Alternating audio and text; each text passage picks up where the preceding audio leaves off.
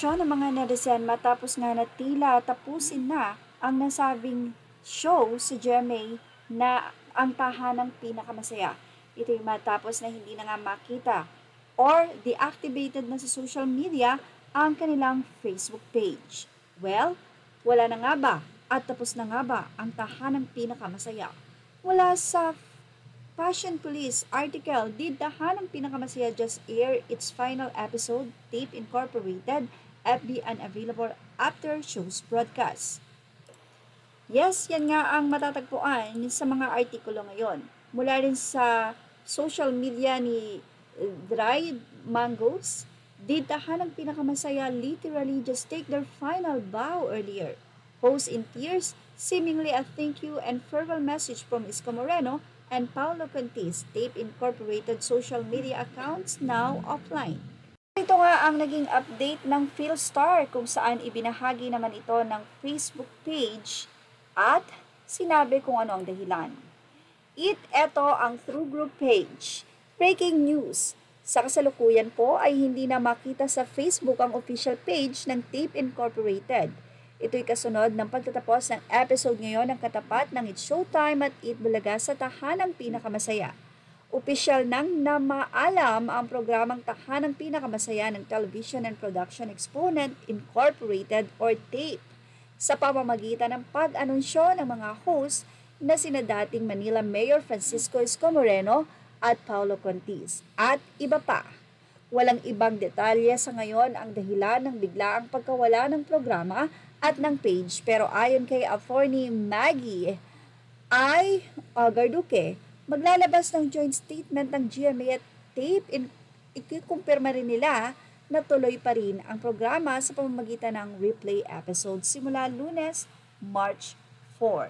Kanya-kanya naman ng hula ang mga netizen kung anong reason. Ang ilan ay sinabing nalulugi na, ang ilan naman ay sinabing dahil Lenten season kaya break muna. Narito po ang kanilang say.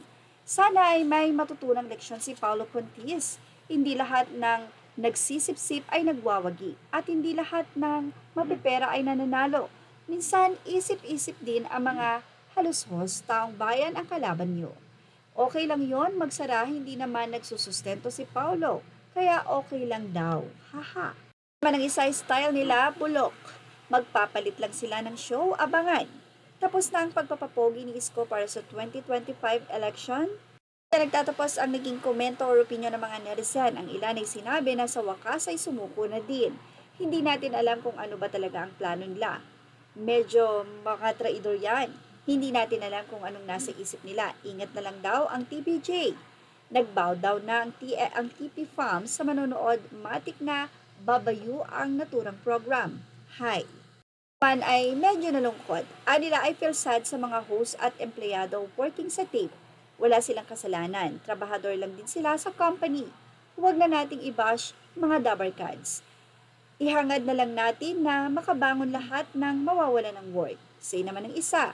Tuloy pa rin naman ang TP ayon sa kanilang abogada sa panayam ng PEP kanina pero replay raw ito.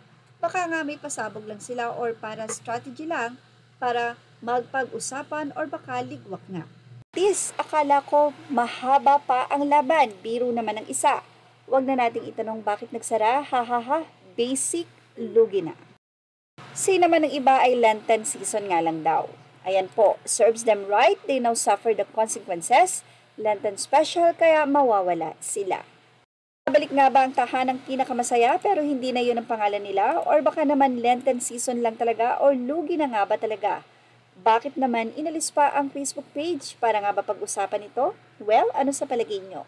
Ilagay na ang inyong opinion, lalong-lalo na sa ating mga new subscribers. Welcome po. At syempre, malaya po kayong ilagay ang opinion at reaksyon nyo sa ating message or comment section. Pero syempre, ingat-ingat po tayo na hindi makasakit ng kapwa. Thank you for watching. Images for all credit to the rightful owners. Please like, share, and subscribe.